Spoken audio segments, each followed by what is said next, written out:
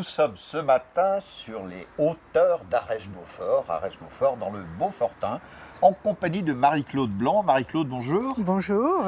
Alors, on est ici chez vous, dans votre commune. Tout d'abord, quelle différence y a-t-il entre la ville de Beaufort et Arèche-Beaufort ? Alors, en fin de compte, la même commune est sur le territoire d'Arèche, de Beaufort. C'est la commune de Beaufort et on appelle Arèche-Beaufort la station de ski, mais Beaufort est beaucoup plus station estivale encore qu'Arèche et Arèche est beaucoup plus station de ski que ne l'est Beaufort. Je continue à être élue et membre du conseil d'administration de l'Office du tourisme. Par contre, aux dernières élections municipales, j'ai été élue au niveau de l'ensemble de la commune de Beaufort et j'ai l'activité adjointe au tourisme. Parlons aussi de quelque chose qui est mythique dans cette vallée, mais peut-être pas que, le fromage de Beaufort. Alors, quelques mots technique sur ce fromage. Je crois qu'il existe en AOC depuis les années 60. Il est passé en AOP avec les nouvelles normes européennes. Qu'en est-il ? Alors, ce Beaufort, bien sûr, a toujours été fait. Toujours, c'est relatif. Revenons quand même, puisque c'est quand même les fruitiers suisses qui ont amené leur technicité pour apprendre à notre vallée à faire ce fromage, à transformer ce lait des vaches en Beaufort. Et puis ensuite, les Savoyards ont pris ça en main et principalement tout un groupe d'agriculteurs ici se sont structurés et ont créé, il y a déjà 50 ans, la coopérative laitière de Beaufort. Alors je crois qu'il y a quand même quelques spécificités données notamment dans le cahier des charges de l'AOC, à savoir les races des vaches, quelles sont-elles ? Alors, il y a la tarine et l'abondance.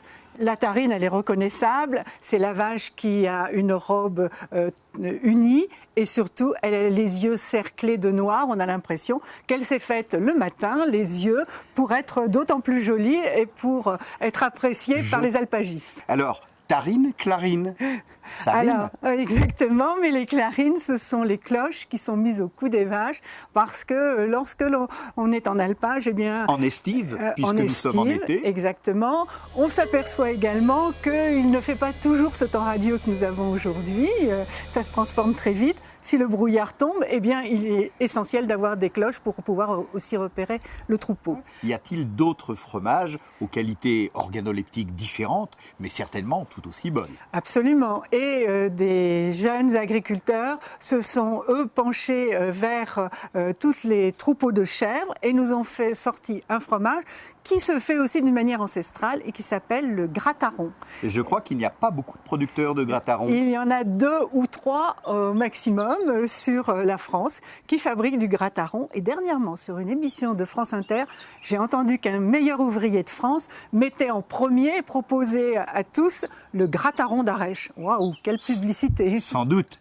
Rappelons au passage quand même que pour faire une meule de Beaufort de 40 kg, il faut à peu près 400 litres de lait et que lorsque les vaches sont en alpage, on peut donner au titre du Beaufort le titre de Beaufort d'alpage. Il bénéficie à ce moment-là d'une étiquette verte pour dire qu'il est fermier et d'une étiquette rouge pour dire qu'il est d'alpage. Le tourisme à Arèche-Beaufort et dans cette vallée, il est arrivé là comme cela par hasard ou s'inscrit-il dans une ligne de conduite spécifique ? Absolument, et on est en train de réfléchir et de travailler. Plus de 90 personnes ont répondu présent pour se préparer dans un schéma de développement touristique. Qui comporte plusieurs paragraphes, plusieurs volets ? Qui comprend de nombreuses actions qui vont être sur 3 thématiques. La thématique sport, on la comprend, sport d'hiver, sport d'été, en montagne, mais il y a également la thématique gustative. Gourmande, absolument. 3e thématique étant le patrimoine, car on a une richesse de patrimoine extraordinaire extraordinaire. Les barrages vont venir aussi s'inscrire dans cette Le partie barrage de Roseland de qui fête découverte. ses 50 ans Voilà, cette année. de découverte du Beaufortain. Donc ce schéma de développement touristique, une fois qu'il sera bien mis en place, va nous permettre de mettre vraiment en tourisme notre région. Et c'est initié par l'Office du tourisme, et l'Office du tourisme est bien sûr complètement subventionné par la commune de Beaufort et la Avec mairie. des relations avec le comité régional de tourisme de la région Rhône-Alpes? Absolument. Et d'ailleurs, on s'inscrit complètement auprès de Savoie-Mont-Blanc, qui est l'organe officiel du Conseil général.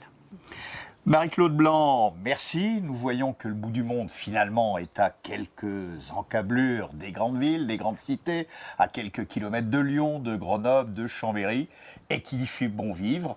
L'hiver, certes, pour faire des activités de ski ou de neige, mais également l'été, pour aller qui voir une ferme d'alpage, qui ramasser les myrtilles, qui manger le fromage blanc, ou qui encore se promener dans ce paysage magique et magnifique.